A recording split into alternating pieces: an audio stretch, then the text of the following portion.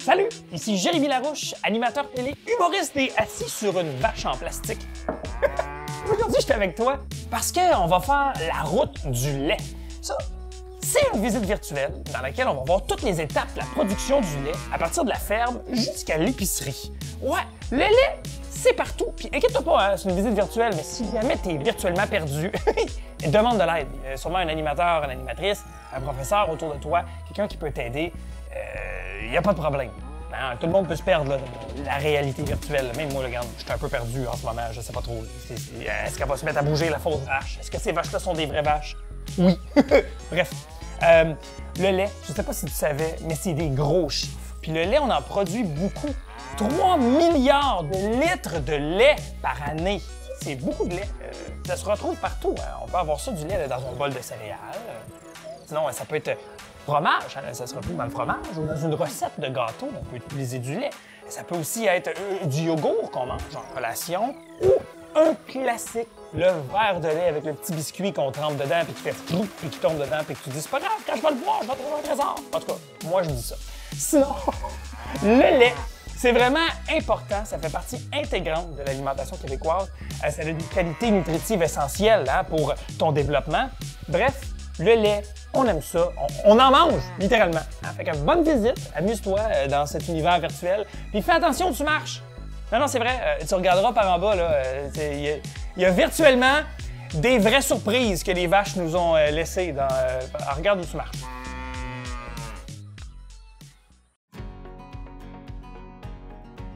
Ah, c'est le matin. Regardez cette petite brume. C'est tranquille. Les petits oiseaux qui chantent.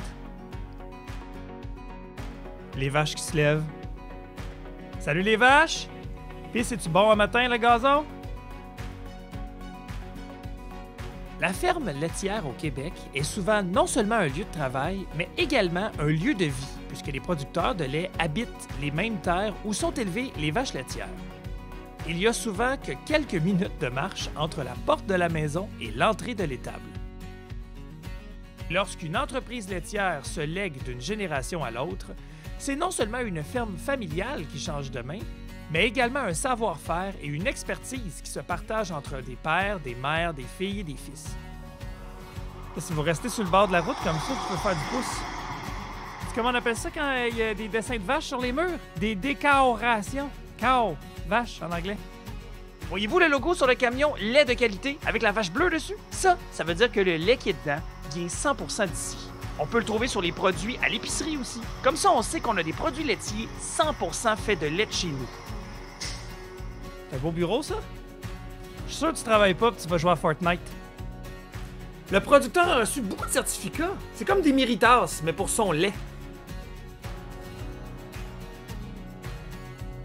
Sais-tu ce que ça dit un producteur laitier quand ça travaille? Je fais de mon meu. On voit ici le producteur qui égalise la litière et qui la remplace. Ça sert à ce que les vaches soient le plus confortables possible. Comme le producteur ici utilise du sable, c'est un peu comme si les vaches étaient à la plage.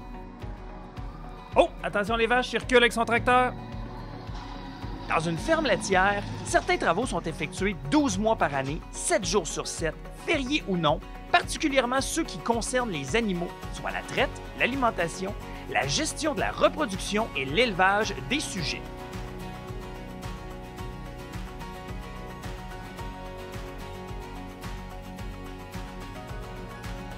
L'alimentation d'un troupeau, ça nécessite une attention spéciale, parce que les rations quotidiennes sont établies sur mesure, selon le potentiel de chaque vache, sa productivité et sa capacité à donner du lait.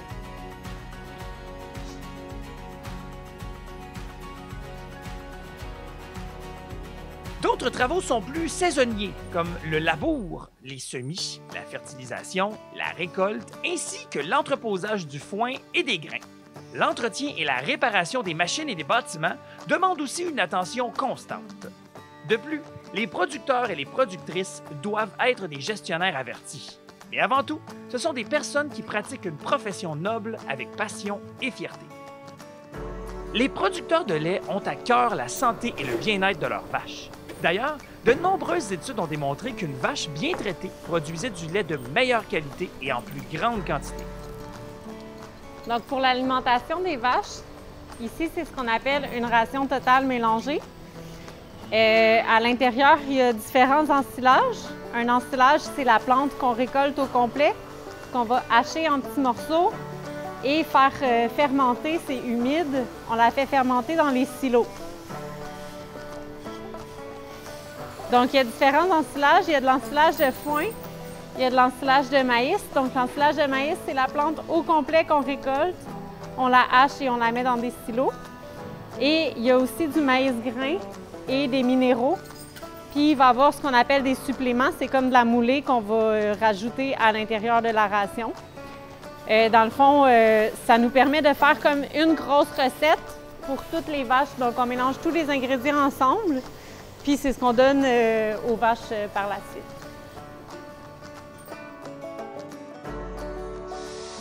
Hey, on va-tu se faire écraser? Allô, on est là? Écrase-nous pas! La vache est herbivore et se nourrit à 70% de fourrage. Elle consomme surtout du foin, un aliment naturel que nous sommes incapables de digérer, nous, les humains, et qui pousse relativement facilement dans toutes les régions du Québec.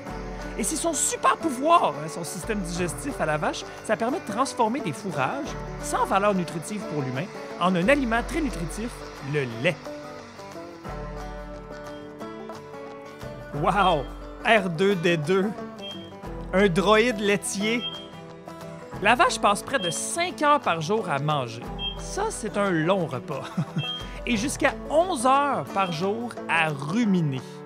La nourriture passe dans la bouche de la vache, où elle est mastiquée une première fois quand elle mange, afin de réduire la longueur des fibres de l'herbe ou du foin. Lorsqu'elle mange, la vache mastique très peu. Elle avale sa nourriture presque tout rond.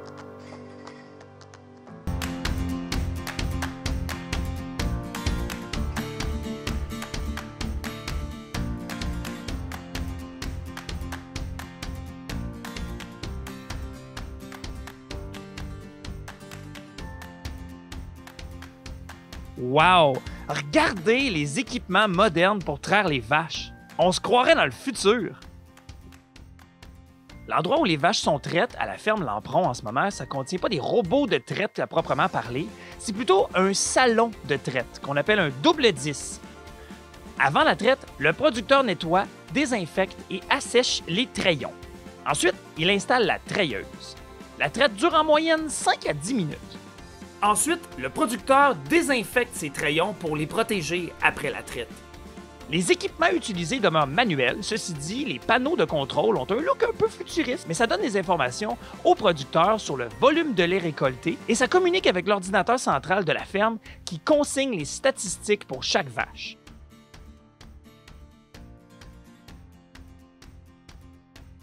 Hey, l'autre bord, il y a les vaches qui attendent en haut des escaliers puis qui regardent. On dirait qu'ils sont comme « Quand est-ce que c'est à notre tour? » Les salles de traite, comme celle-ci, sont encore d'actualité au Québec sur les fermes à stabulation libre. D'autres producteurs optent pour des robots afin de les appuyer dans la traite des vaches. Il en existe plusieurs modèles. Pourquoi ils nous regardent comme ça, les vaches? Allô? Vous me fixez en ruminant, puis c'est bizarre. Ça va être à votre tour bientôt. La traite se fait tous les jours, 2 ou 3 fois par jour selon la régie choisie par le producteur. À l'échelle du Québec, ce sont plus de 25 millions d'heures de travail sur une base annuelle qui sont passées à l'étable pour l'ensemble des tâches associées au troupeau.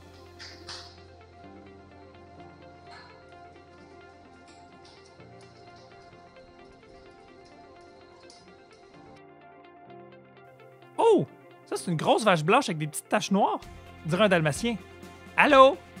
Essaye pas de venir me licher, là. Allô? Allez, va chez vous. Va chez vous.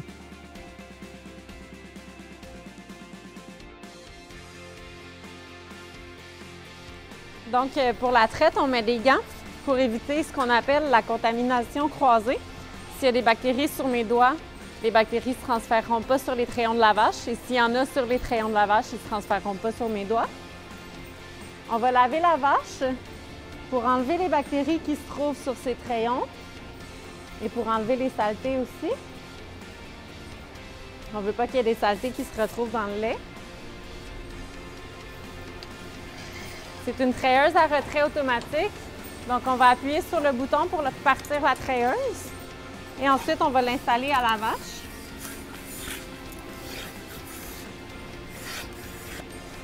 La vache, pour elle, c'est un peu comme un soulagement, la traite. C'est une activité qu'elle aime.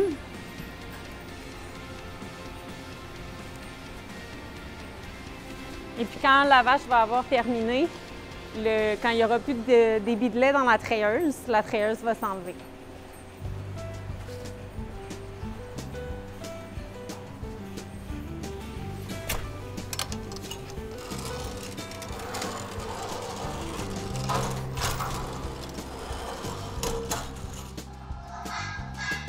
Hey! La vache est-tu couchée avec son bébé? Allô?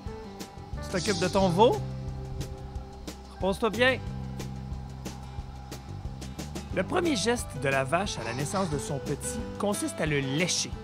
Là, on la voit, la vache, elle est vraiment en train de lécher son veau. Le producteur va ensuite donner du colostrum au veau. Ça, c'est très important. C'est produit par, justement, les glandes mammaires du mammifère. Ça va donner un lait riche avec plein de nutriments puis plein de choses qui sont essentielles pour le développement du veau. Félicitations, Madame la vache!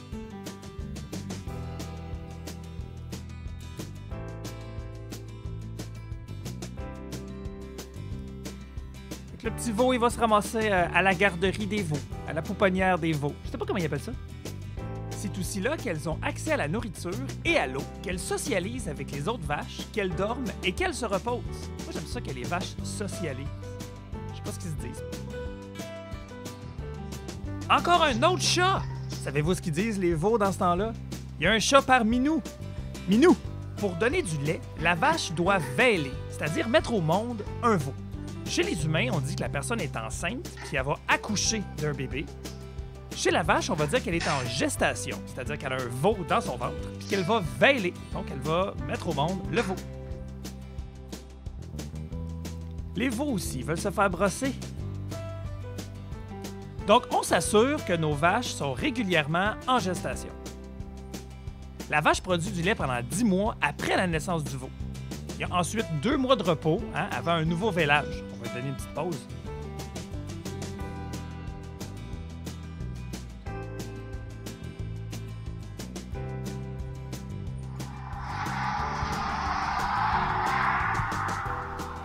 Le monsieur, que l'on appelle un essayeur, vient brancher son camion.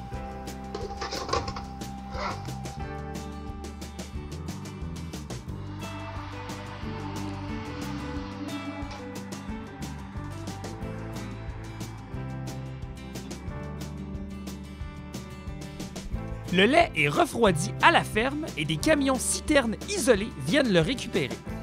Il n'y a aucun système de refroidissement dans la citerne du camion pour maintenir la température du lait. Et non, c'est tout simplement une très bonne isolation de la citerne.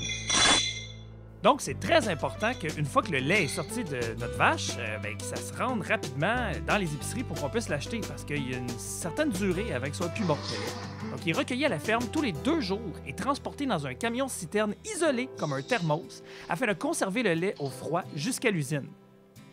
Une fois arrivé à l'usine, on reprend encore de nouveaux échantillons de lait contenus dans le camion citerne. On veut s'assurer que le lait répond aux critères de qualité attendus et qu'il ne contient ni antibiotiques ni hormones ajoutées. Il est bon ce lait-là? Tout est beau? Ça passe le test de qualité, monsieur? Donc, c'est bien important que s'il y a une vache qui a été malade pour X, Y, Z raison, qu'on a donné un médicament antibiotique, il faut attendre avant de prendre son lait pour être sûr que l'antibiotique ne se retrouve pas dans le lait. Parce que nous, quand on va le boire, on ne veut pas boire des médicaments de vache. C'est bien important. Le bassin sert aussi de refroidisseur pour le lait, parce que quand le lait sort de la vache, il est à la température de la vache. Il est quand même chaud. Il le refroidit rapidement le lait jusqu'à 4 degrés Celsius. Une fois déchargé à l'usine, le lait est pasteurisé et homogénéisé. Ah, du lait frais! À l'usine, le lait est d'abord standardisé, c'est-à-dire qu'on va y appliquer des standards.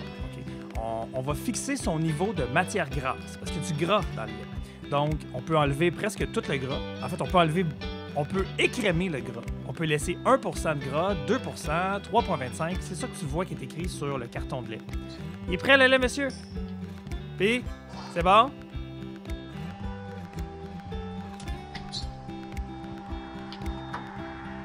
À la ferme, le lait contient en moyenne 4 % de matière grasse. Donc, pour homogénéiser le lait, on sépare les globules de matière grasse pour éviter que la crème remonte à la surface. Parce qu'on ne voudrait pas avoir comme une espèce de petit yogourt sur le dessus puis du lait très liquide en bas. On veut que ce soit tout le lait au complet de la même texture. Tu as sûrement vu ça en science, des mélanges homogènes et hétérogènes. Dans homogénéiser, il y a homo, qui veut dire de même nature, pareil. Donc, on veut que tout le lait soit pareil. On ne veut pas qu'il y ait des motons dedans. On ne veut pas qu'il y ait des morceaux dedans. On veut que ce soit une chose. Comme du jus d'orange avec des pulpes. C'est pas homogène, parce qu'il y a des pulpes et il y a le jus d'orange. La pasteurisation, maintenant, ça permet de détruire les bactéries. Donc, pour y arriver, on va chauffer le lait à 72 degrés Celsius pendant 16 secondes. C'est précis. À la fois, c'est pour détruire les bactéries qui pourraient se retrouver dans le lait. Ça permet aussi d'allonger la durée de conservation de notre lait. S'il y a des bactéries dedans, ils vont se développer plus vite. Donc, moins il y a de bactéries, plus le lait reste frais longtemps.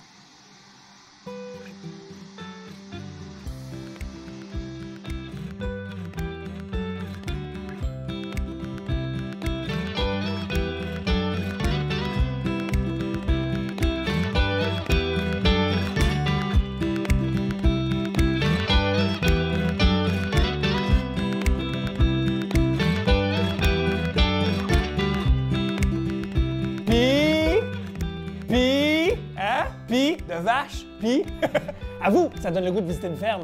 Si jamais t'en veux encore plus, je t'invite à aller sur le site internet lait.org.org.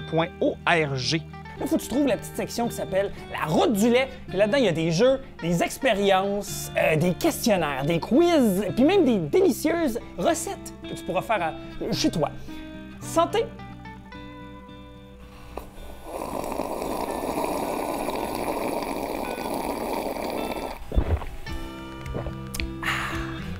J'espère que c'est pas elle qui l'a fait.